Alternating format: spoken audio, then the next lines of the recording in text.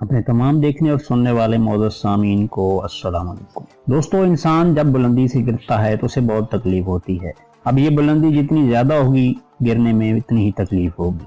हम बात करेंगे उमर अकमल के बारे में।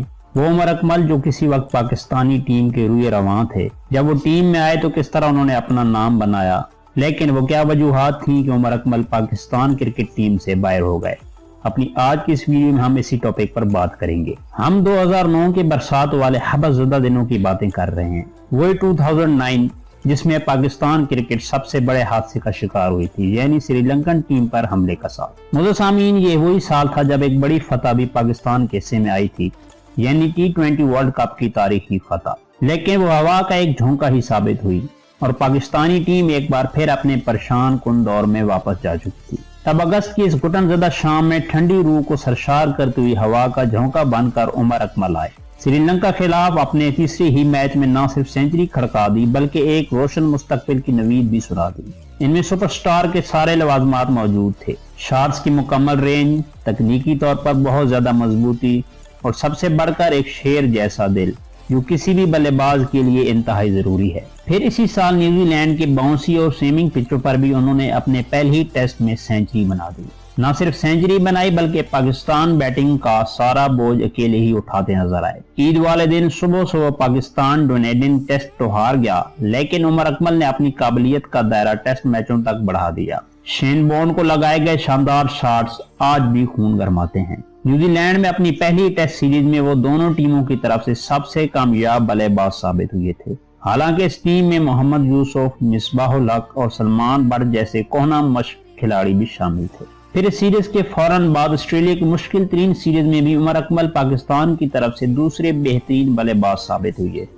उन्होंने दो इंतहाई मुश्किल इम्तहानात पास कर लिए थे। श्रीलंका की स्पिन विकेटों पर वर्ल्ड क्लास स्पिनर्स के सामने उम्दा बल्लेबाजी हो, या न्यूजीलैंड और ऑस्ट्रेलिया की बाउंसी विकेटें हों, या फिर वेस्ट इंडीज में होने वाला वर्ल्ड T20 कप, इनके लिए अच्छा साबित हुआ। ये वो वक्त था जब क्रिकेट के मैदानों में उमर अकमल के चर्चे थे और भारत के विराट कोहली से इनका मुवाजना किया जा रहा था। दोनों खेल का मुस्तकबिल कहलाते थे, लेकिन मसला कहीं और था। मैदान के अंदर उमर अकमल जितने बड़े खिलाड़ी थे, मैदान से बाहर उनकी शख्सियत में उतने ही मसाइल थे।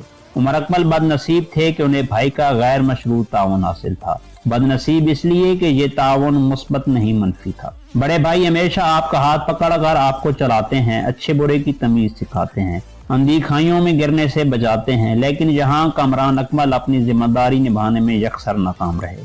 उमर अकमल के कैरियर में जो सबसे पहली डिसिप्लिन की खिलाफ वर्जी लिखी गई थी, वो भी भाई की मोहब्बत में की गई एक हमाकत थी। यहाँ बात हो रही है सिडनी टेस्ट की नाकाबिले फरामोश और जिल्लत आमेज शिकस्त के बाद कमरान अकमल के टीम से इखराज की। कमरान अकमल को मुसलसल 42 टेस्ट मैचों के बाद पहली बार ड्रॉप किया गया, तो इनका अपना रवैया तो मायूस कौन था ही। उन्होंने उमर अकमल को भी अपने पीछे लगा लिया और उमर अकमल ने कमर दर्द का बहाना बना लिया, जो बाद में मुकम्मल झूठ साबित हुआ।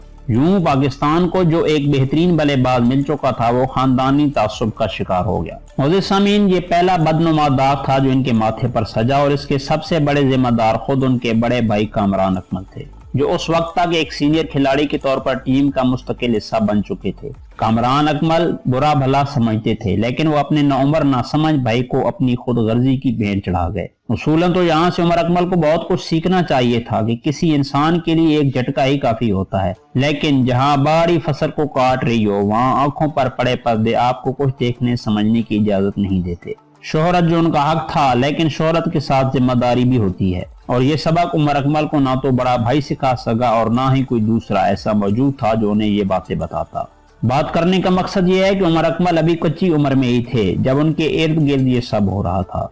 विराट कोहली को तब महेंद्र सिंह धोनी जैसा शानदार कप्तान मुयस्सर था, जिसने आगे चलकर इनकी जिंदगी में बहुत मुस्बत असर डाला। अगर कहा जाए कि कैरियर के आगाज में इतना बड़ा मेंटोर मिल जाना एक बुनियादी फर्क साबित हुआ, तो ये कुछ ज्यादा गलत नहीं होगा। फिर जहां साल 2010 इनके लिए मिला जुला साल था, वहां 2011 उमर अकमल के लिए बेहतरीन साल साबित हुआ। उमर अकमल को मुसलसल खेलने का मौका मिला और उन्होंने तसलसल से स्कोर भी किए और अपना रवैया भी उम्दा रखा। यही इनका सबसे बेहतरीन साल रहा। मौजूद सामीन, यहाँ एक दिलचस्प बात बयान कर देना भी अहम है, और वो ये है कि यूनुस खान और मिसबाहुल हक के जेर क़यादत उन्होंने बेहतरीन कारकर्दगी दिखाई।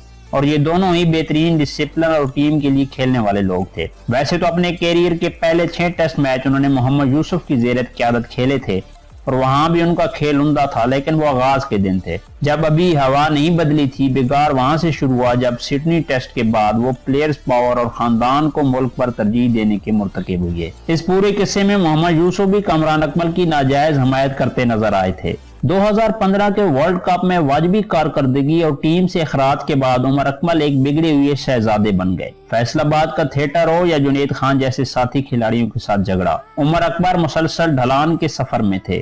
کارکردگی اور فٹنس دونوں بیٹھنے لگی تھیں، حتیٰ کہ چیمپئنز ٹرافی سے پہلے انہیں گھر بھیج دیا گیا۔ یوں مکی آرتھر اور عمر اکمل کے درمیان معاملات بگڑے۔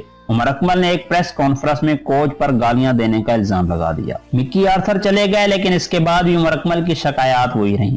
نیشنل کرکٹ اکیڈمی میں ٹیسٹ کے موقع پر شرٹ اتار کر جسم دکھانا اور پوچھنا کہ کہاں ہے چربی تازہ ترین مثالیں ہیں۔ ایک لمبی داستان ہے۔ عمر اکمل کو ہر کوچ اور ٹیم مینجمنٹ سے مسئلہ ہی رہا۔ دراصل وہ اپنا راستہ کھو چکے تھے، منفیت اور خود ترسی جیسی بیماریاں انہیں اپنے گرفت میں لے چکی تھیں۔ حالیہ واقعہ جس نے عملاً عمر اکمل کا کرکٹ کیریئر ختم کر دیا، وہ اس سال پاکستان سپر لیگ کے آغاز سے پہلے ان کے ساتھ بکی کے رابطوں کی عدم شکایات کی بنا پر رونما ہوا۔ 20 فروری کو انہیں معطل کر دیا گیا۔ پھر 17 مارچ کو پاکستان کرکٹ بورڈ نے فرد جرم عائد کرتے ہوئے بیان دیا تھا کہ کم از کم 2 بار عمر اکمل رابطے رپورٹ کرنے میں ناکام رہے ہیں۔ ان پر کرپشن کی پیشکش کر رابطہ رپورٹ نہ کرنے کا الزام عائد کیا گیا تھا، جو پی سی بی کے اینٹی کرپشن کوڈ کے آرٹیکل 2.4.4 کے تحت سنگین جرم ہے۔ اس الزام کے تحت جرم ثابت ہونے پر 6 ماہ سے تاحیات پابندی لگ سکتی ہے۔ عمر اکمل نے اپنی غلطی تسلیم کر لی تھی اور کیس نہ لڑنے کا فیصلہ کیا تھا۔ اگر کوئی کھلاڑی الزامات تسلیم کر لے تو ٹریبیونل کی تشکیل کی بجائے اس کا کیس ڈسپلنری پینل کے سامنے رکھا جاتا ہے۔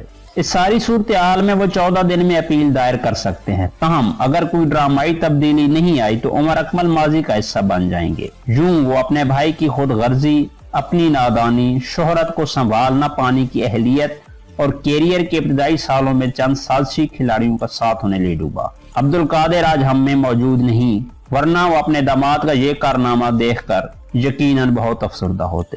دوستوں امید کرتا ہوں میری یہ ویڈیو آپ کو پسند آئی ہوگی۔ اپنی رائے کا اظہار کامنٹ سیکشن میں ضرور کیجیے گا اور مزید ویڈیوز دیکھنے کے لیے میرے چینل پردیسی آپ کو ضرور سبسکرائب کریں، کیونکہ ہم اس طرح کے مزید ویڈیوز آپ کے لیے بناتے رہیں گے۔ تو ملتے ہیں ایک نئے ویڈیو کے ساتھ، تب تک کے لیے اللہ آپ کا حامی و ناصر ہو۔